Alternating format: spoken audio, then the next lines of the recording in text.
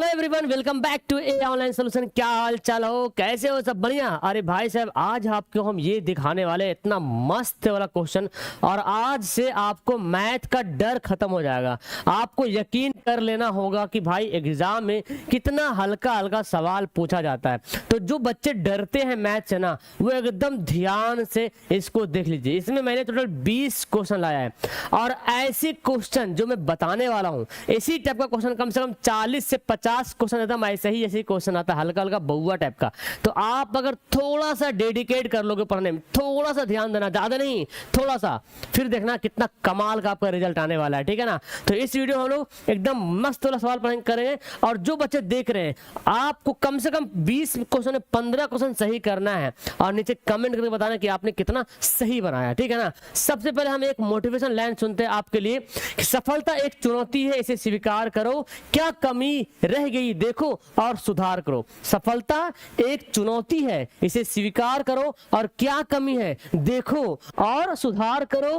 कुछ किए बिना ही जय जयकार नहीं होती, कुछ किए बिना ही जय जयकार नहीं होती, और कोशिश करने वालों की कभी हार नहीं होती। तो लेट्स स्टार्ट। कोशिश करो, हमारा मैथ में भी बेस्ट परफॉर्मेंस रहेगा और अच्छा नंबर आएगा। तो देख लीजिए, आज मैथ का शक्ल देख लीजिए किस तरह सवाल पूछता है बिहार बोर्ड में क्लास 10 के लिए। देखो, सबसे पहले जो हमारा पास क्वेश्चन है वो आपके सामने हाजिर है, और ये क्वेश्चन सबसे बेस्ट क्वेश्चन है। देखिए, आपको जितना सारा क्वेश्चन हम बताएंगे ना, सब रहेगा एकदम हल्का सवाल। और कैसे हल्का? अगर भारी लगा तो कैसे भारी? देखिए, पहला सवाल है, एक रैखिक समीकरण का घात होता है। अब एक आपको यहाँ पे टाइमिंग दिया जाएगा, 20 सेकंड के अंदर आपको सही करना है। ठीक है ना? 20 सेकंड के अंदर सही करना है। ओके, कम से कम 20 सेकंड। तो बोला कि एक रैखिक समीकरण का घात होता है। कितना घात होता है?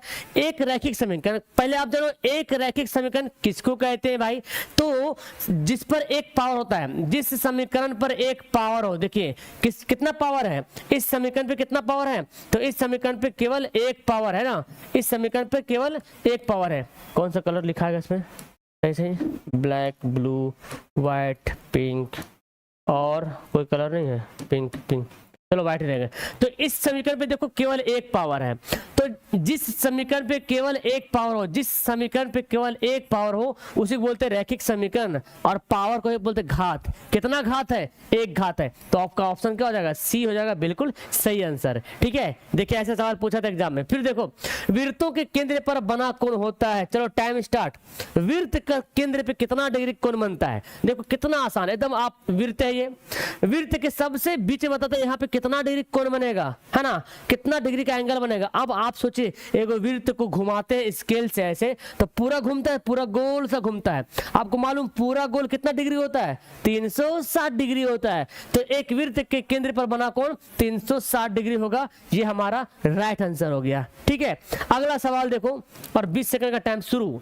देखिए, एकदम बहुलक टाइप का सवाल पूछेगा। 2, 5, 2, 5, 7, 5, 8, 5 का बहुलक क्या होगा?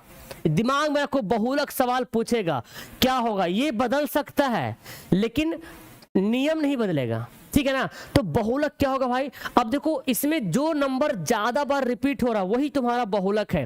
देखिए, 5 एक बार, 2 बार, 3 बार, 4 बार, 5 सबसे ज्यादा बार रिपीट हुआ है। जो रिपीट ज्यादा हो रहा है, जिसकी फ्रीक्वेंसी ज्यादा है, जो बार बार आ रहा है, वही आपका बहुलक है। तो आंसर क्या हो जाएगा? 5। आई थिंक आपने बिल्कुल सही सही जवाब दिया होगा। अब देखो, चौथा सवाल बनाते हैं। ये हम लोग जब एपी पढ़े थे ना, तो उसमें बताया था मैंने आपको कि 4, 10, 16, 22, 28 का सारवंतर क्या होगा। अब बोले सर, सारवंतर क्या होता है? बहुत ही सिंपल। देख लीजिए, जो नहीं पढ़े ना वो भी देखिएगा, प्यार हो जाएगा आपको मैथ से। कैसे निकालते हैं सारवंतर को? हम लोग बोलते हैं डी। कैसे निकालते सारवंतर? किसी को कोई नंबर को उठाइए और उसको पहले वाला से घटा दीजिए। देखिए, 10 में से 4 घटाइए तो सारवंतर आएगा, 16 में से 10 घटाइए तो सारवंतर आएगा, 22 में 16 घटाइए तो सारवंतर आएगा, 28 में से 22 घटाइए तो सारवंतर आएगा। किसी को भी घटाओ और आंसर सेम सेम आना है। तो 10 में से 4 घटाएंगे, कितना हो जाएगा? 6, और यही है सारवंतर, ऑप्शन नंबर बी। अब अगर आपको सवाल बोल देगा, कोई भी चीज यहाँ पे दे देगा, कोई भी नंबर, और बोलेगा सारवंतर बताओ, तो क्या करोगे? सिंपल सी बात है भाई, घटा देंगे। आगे वाला को पीछे वाला में से घटा देंगे। ठीक है? नेक्स्ट, अब ये सवाल आ गया परिमेय कौन है भाई? ये एकदम मस्त क्वेश्चन है, ये आपका चैप्टर 1 का सबसे सुपर क्वेश्चन है। और इस परिमेय आपर में 3-4 सवाल पूछता है, ठीक है। तो अभी तो हम झलक दिखला रहे हैं, ट्रेलर दिखला रहे हैं, ठीक है। फिल्म पूरा बाकी रहेगा, अभी एग्जाम तक पूरा फिल्म दिखाएंगे, ठीक है। तो बोलता परिसर कौन है, परिमेय कौन है? परिमेय कहते हैं भाई जिसका रूट निकल जाए, सिंपल सी बात समझिए। या तो जो P/Q के रूप में लिखते हैं वो परिमेय होता है, और रूट वाले पॉइंट में ये है कि जिसका पूरी वर्गमूल हो जाए। देखिए पाई, तो फिर पाई को याद करिए, पाई अपरिमेय है, ये एक्सेप्शन आप याद कर लो, पाई का अपरिमेय होगा। 7 का रूट निकलता है पूरी, 7 का वर्गमूल नहीं निकलता है, ठीक है ना। 16 का वर्गमूल निकलता है, 16 का वर्गमूल कितना होता है? 4 होता है, इसका वर्गमूल नहीं निकलता है। तो जिसका वर्गमूल निकलेगा वही होगा परिमेय, बाकी तीनों क्या हो गया? अपरिमेय। ओके, चलिए 6ठा नंबर सवाल देखिए। टाइमिंग यहाँ पे चल रहा है, आपको 20 सेकंड में आंसर देना है। सबसे छोटी अभाज्य और सबसे छोटी भाज्य संख्या का गुणनफल क्या होगा? बहुत बार सवाल पूछा है। पहले बताओ सबसे छोटी आभाज्य संख्या कितना होता है? आभाज्य संख्या कहां शुरू होता है? आभाज्य संख्या 2, 3, 5, 7 ऐसे शुरू होता है। तो सबसे छोटी कौन हुआ? सबसे छोटी अभाज्य संख्या हो गया कितना बाबू? 2 हो गया। और सबसे छोटी भाज्य, तो भाज्य संख्या शुरू कहां से होता है? 4 से शुरू होता है, 4, 6, 8 ऐसे करके। तो क्या हो जाएगा? 4। और गुणनफल मतलब क्या करेंगे? गुना करेंगे, तो 4 दूनी 8। लीजिए इसका आंसर हो गया ऑप्शन नंबर सी। सारे बच्चे आंसर कमेंट कर रहे हैं, वेरी गुड। लास्ट में सब कमेंट करना कितना आपने सही बनाया। ओके, देखिए प्रथम 10 सम प्राकृत संख्याओं का माध्य ज्ञात करें। माध्य होगा, ठीक है, माध्य। प्रथम 10 सम प्राकृत संख्याओं का माध्य ज्ञात करो। पहले लिखो सम प्राकृत संख्या क्या होता है? 10 गो। प्रथम तो 2 रहेगा, और कौन होगा? 2, 4, 6, 8, 10, 12, 14, 16, 18 और 20 कितना हुआ? 1, 2, 3, 4, 5, 6, 7, 8, 9, 10, ठीक है। माध्य निकालने के लिए क्या करते हैं? सबको पहले जोड़ते हैं। तो इसको जोड़िएगा ना, सम संख्या का जोड़ने का फॉर्मूला है n × n + 1, जोड़ने का फॉर्मूला है। जोड़िए 10 है ना, n कितना? 10 है, 10 और कितना हो गया? 10 1 11, 11 देंगे 110। तो इसको जोड़िएगा तो आएगा 110। माध्य निकालने का नियम क्या होता है कि सबको जोड़िए और जितना है उसे भाग कर दीजिए। तो टोटल को जोड़ेंगे कितना आएगा? 110 आएगा। और टोटल है कितना? 1, 2, 3, 4, 5, 6, 7, 8, 9, 10। 10 से भाग कर दो, कितना? 11 आ गया। तो ये फॉर्मूला था। अगर सम संख्या बोले तो ये फॉर्मूला बैठा के निकालिएगा जोड़, और नहीं तो सबको जोड़िए। 20, 16, 18, 2, 20, 16, 4, 20, 14, 6, 20, 12, 8, 20। तो 1, 2, 3, 4 है ना, 20, 25, 100 और 10, 110 हो गया। ओके, तो कितना हो गया? 11 हो गया इसका राइट आंसर। चलिए नेक्स्ट सवाल पढ़ते हैं। कौन किसी घटना की प्रायिकता नहीं हो सकती है? बड़ा मस्त सवाल प्रायिकता का, सुनो ध्यान से एकदम कंसेप्ट समझ लो। नहीं पढ़े हैं मुझे मालूम है, नहीं पढ़े तो क्या दिक्कत है, हम बता रहे हैं ना आपको, एकदम मजा आएगा। किसी घटना की कौन प्रायिकता नहीं हो सकती? प्रायिकता मतलब संभावना। आज बारिश होने की संभावना है, क्या पता होगा कि नहीं होगा। तो प्रायिकता का जो रेंज होता है, कहां से कहां तक प्रायिकता होगा? जो प्रायिकता होगा वो प्रायिकता प्रोबेबिलिटी जो होता है ना, वो या तो 0 से बड़ा होगा या 0 के बराबर होगा। देखिए प्रायिकता या 0 होगा या 0 से बड़ा होगा, छोटा नहीं, मतलब माइनस में नहीं होगा। या तो बोलता है या 1 से छोटा होगा या तो 1 के बराबर होगा। तो प्रायिकता 0 या 0 से बड़ा और 1 से छोटा, मतलब 0 से छोटा भी नहीं और 1 से बड़ा भी नहीं, इसके बीच में रहेगा। तो देखो 0.3 0 से बड़ा है, 0.2 0 से बड़ा है, 60% मतलब परसेंट का मतलब बटा में 100, तो भाग करोगे तो जा जाएगा 0.6, तो भी तो 0 से बड़ा हो गया। और देखिए 3.5, ये देखिए 1 से बड़ा है ना, तो 1 से बड़ा प्रायिकता नहीं होता है। तो हमारा ऑप्शन हो गया डी। चलिए अगला क्वेश्चन देख लीजिए, एकदम त्रिकोणमिति का मस्त वाला सवाल। बोलिएगा सर हम पढ़वे नहीं किए त्रिकोणमिति, सुन लीजिए फॉर्मूला, बस खाली फॉर्मूला इसका है cos 90 डिग्री माइनस ए या थीटा बोलेंगे, इसका आंसर होता है sin थीटा। बस देखिए कितना हल्का सवाल है। और इसी का उल्टा रहेगा फॉर्मूला, sin 90 माइनस ए रहेगा तो हो जाएगा cos थीटा। बोलिए भारी लगा इस सवाल में? आपको फॉर्मूला याद नहीं था तो लग रहा भारी हो, लेकिन अब बताओ इसको याद कर लीजिएगा कितना हल्का है। cos 90 minus theta sin theta, sin 90 minus theta cos theta. यहाँ पे थीटा के पे ए बी कुछ भी रह सकता है, ठीक है। चलो ये देखो 0 और 50 के बीच कितनी जो है 0 और 50 के बीच कितनी विषम संख्याओं की संख्या कितनी होती है, ये सब हर बच्चा बताएगा इसका आंसर। अच्छा 9 के बाद सॉरी यहाँ पे क्वेश्चन नंबर 10 होगा, 20 हो गया सॉरी 0 और 50 के बीच कितना विषम संख्या होगा, 0 और 50 के बीच गिनिएगा ना, 1 और क्या होगा 3 5 7 9 11 13, जो कितना टाइम लगेगा है ना, इसको गिनिएगा 13 15 17 19 21, तो ऐसे गिनिएगा तो आपको 25 को आएगा। कितना आएगा 25 को आएगा, याद कर लीजिएगा। चलो अगला क्वेश्चन, ये देखो सवाल बड़ा मस्त सवाल है, 11 नंबर सवाल बोलता है 24 15 22 13 9 10 तथा 30 का परिसर क्या होगा, परिसर। आप बोले सर परिसर क्या होता है सर, हम तो परिसर के बारे में जानते नहीं है। तो देखो परिसर क्या होता है, परिसर में कैसे निकालेंगे, परिसर निकालने के लिए क्या करेंगे, बड़ा मान में से छोटा मान घटा देना है, बड़ा मान माइनस छोटा मान। बड़ा कौन है इसमें, देखो सबसे बड़ा कौन है 30, और सबसे छोटा कौन हो गया, मतलब सबसे बड़ा मतलब सबसे बड़ा और छोटा मतलब सबसे छोटा। तो छोटा कौन यहाँ पे है 24 15 22 13 9 ही छोटा यहाँ पे है, तो घटा दो, 30 में से 9 घटेगा 21। कितना हल्का सवाल आ गया, ये है हल्का वाला सवाल, इसको बोलते हैं बउआ वाला सवाल, ठीक है ना। कॉन्फिडेंस लेवल बढ़ रहा ना, अगर कोई बच्चा इस हल्का सवाल को भी टैकल कर लेता है और पढ़ लेता है तो नंबर 4 के लाएगा, गारंटी है। देखिए किसी घटना की प्रायिकता का अधिकतम मान कितना होता है, तो प्रायिकता के बारे में तो मैंने बताया है कि प्रायिकता 0 होगा या 0 से बड़ा होगा, 1 होगा 1 से छोटा होगा। तो 0 छोटा भी नहीं हो सकता है, 1 से बड़ा भी नहीं हो सकता है, मतलब 1 लास्ट तक 1 है और छोटा 0, मतलब 0 से छोटा नहीं हो सकता, मतलब लास्ट है। कहां तक हो सकता है प्रायिकता, कम से कम 0 तक, और 1 से बड़ा नहीं हो सकता, मतलब 1 लास्ट है। अधिकतम कितना है 1 है। और अगर बोलेगा न्यूनतम कितना है बाबू, अगर बोलेगा कि न्यूनतम कितना है, न्यूनतम, तो बोलेंगे 0 है। 0 क्या हो गया, निम्नतम हो जाएगा।